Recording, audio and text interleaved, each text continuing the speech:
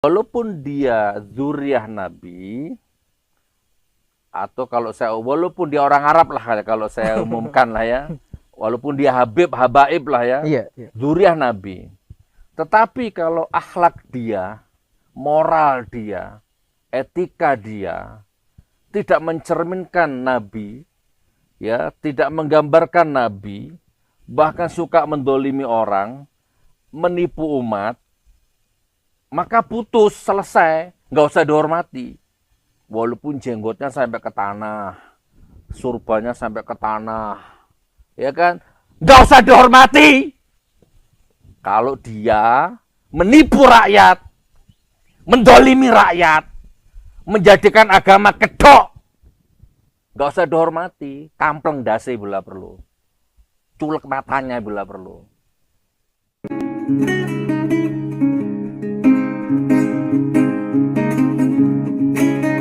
Assalamualaikum warahmatullahi wabarakatuh. Waalaikumsalam warahmatullahi wabarakatuh. Ada perintah, ya, ada perintahnya bahwa kita harus, bahkan wajib menghormati zuriyah Rasul, menghormati cucu Nabi, Ya. bahkan di atas menghormati apa kira-kira? Menghormati, memuliakan, memprioritaskan, mensegala-galakan, apalah pokoknya ya. Jadi cucu Nabi, zuriyah Rasul itu harus kita hormati. Di atas, ya pokoknya di atas lah ya. Itu ada perintahnya memang. Jadi hati-hati. Kalau engkau menyakiti, melukai, menghina cucu Nabi, zuriyah Rasul, celaka hidupmu. Hati-hati. Saya ulang 3 kali nih ya. Kalau engkau menghina, menciderai, melukai perasaan cucu Nabi atau zuriyah Rasul, celaka hidupmu.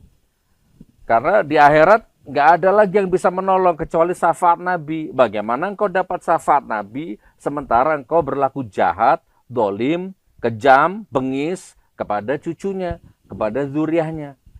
Itu poin pertama itu. Nah, tetapi ada juga keterangan gitu ya, ada dalil, ada keterangan, ada hujah. Walaupun dia zuriyah Nabi, atau kalau saya, walaupun dia orang Arab lah kalau saya umumkan lah ya, walaupun dia habaib lah ya, Iya, iya. zuriyah Nabi.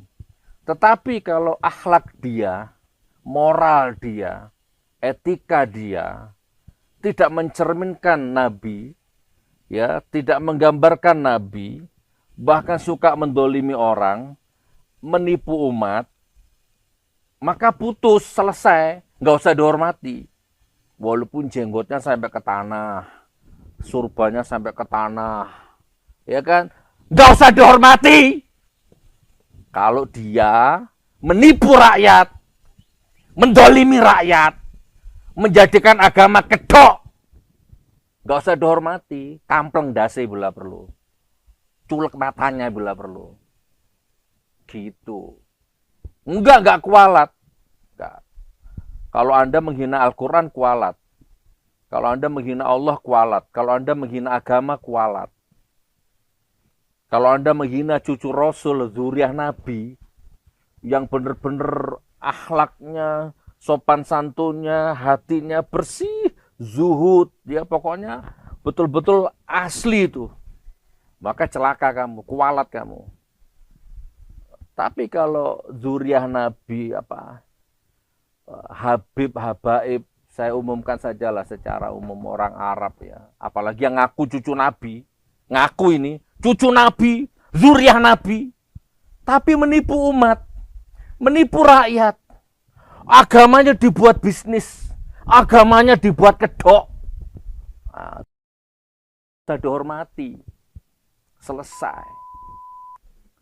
Inna akramakum indallahi atqakum. Surat Hujurat ayat 13. Penggalan ayat itu ada di tengah.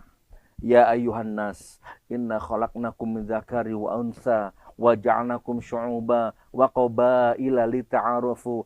Inna akramakum indallahi atqakum.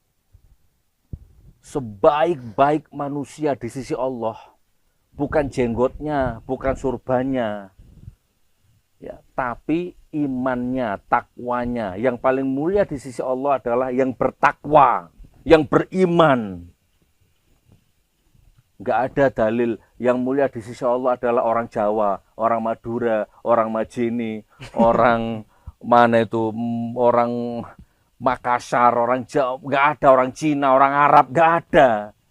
Yang mulia di sisi Allah adalah yang beriman, yang bertakwa. Apa ada habaib bisnis agama? Banyak. Apa ada? Ya, itu oknum. Oke, kita harus oknumkan lah ya, karena banyak sekali guru-guru saya yang habaib, yang habib, yang saya tadimi banyak ya, sangat tadimi. Tapi ada juga oknum, ya, oknum gila cewek ada, gila perempuan ada, gila istri orang ada datanya. Saya nggak asal ngomong ini. Ya, bukan ada cuma sekedar jamaah. bisnis ya, Bi? Hah? Berarti fenomena memang bukan sekedar bisnis. Ada jamaah ke saya cerita istri saya digoda sama dia, yang ngaku-ngaku cucu Nabi itu ada seperti itu. Itu ya. Makanya jangan asobia, jangan taklid buta. Taklid buta itu sama Rasulullah.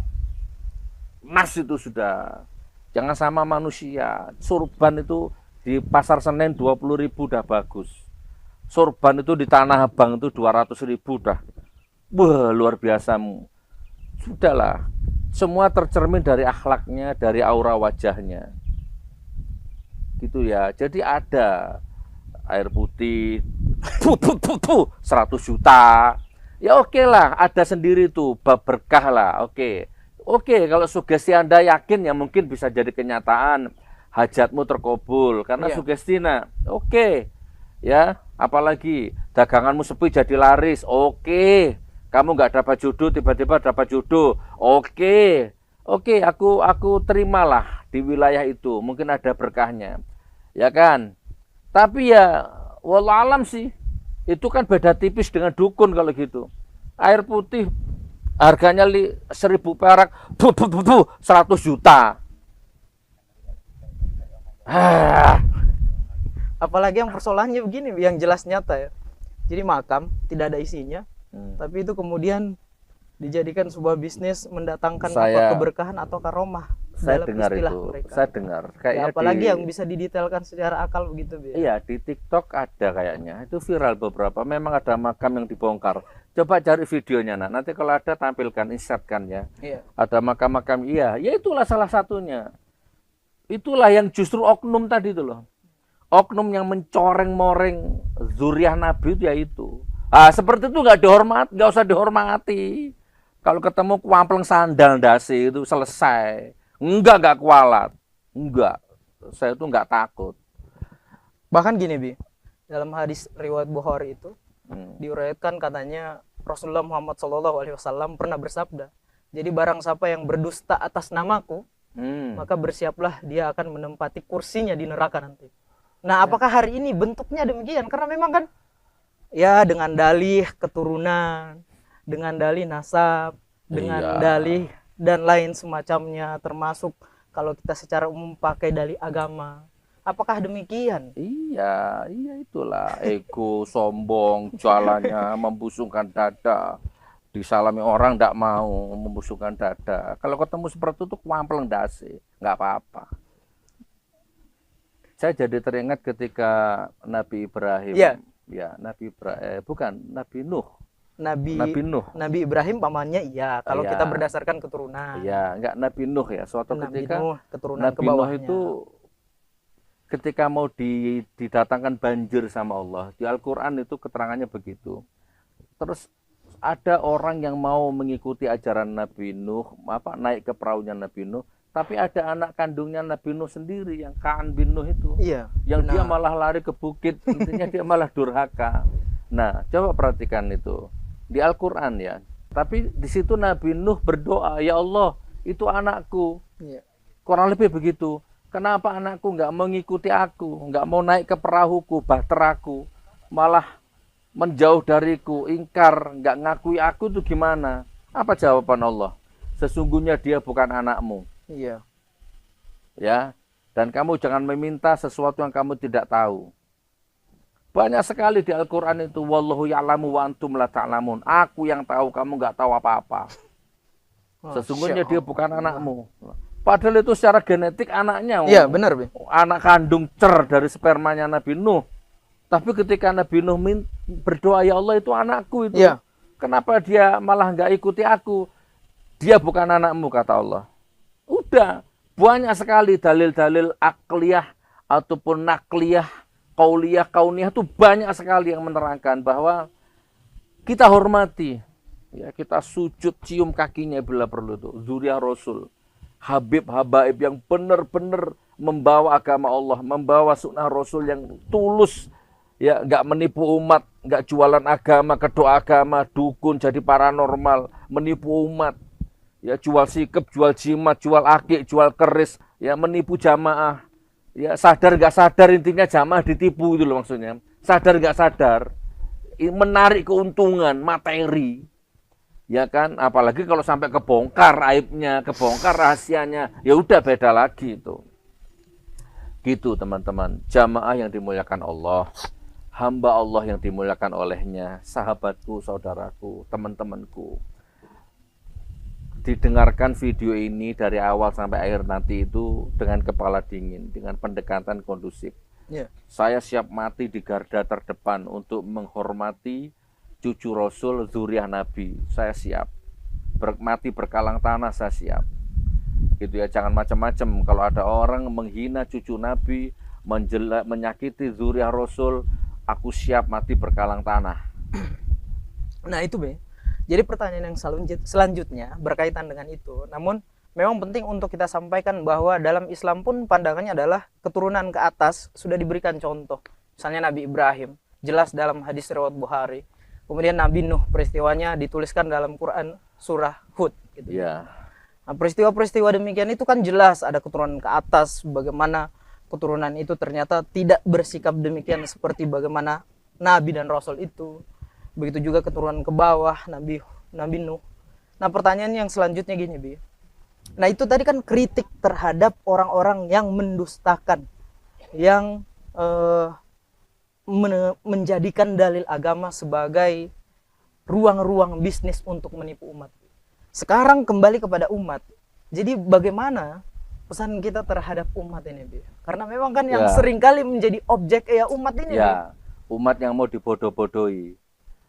Makanya kenapa disebut orang pintar? Karena yang datang orang bodoh, gitu kan. Orang pintar ya, karena yang datang orang bodoh. Oh, jadi gitu. Begitu ya logikanya ya, benar-benar. Iya.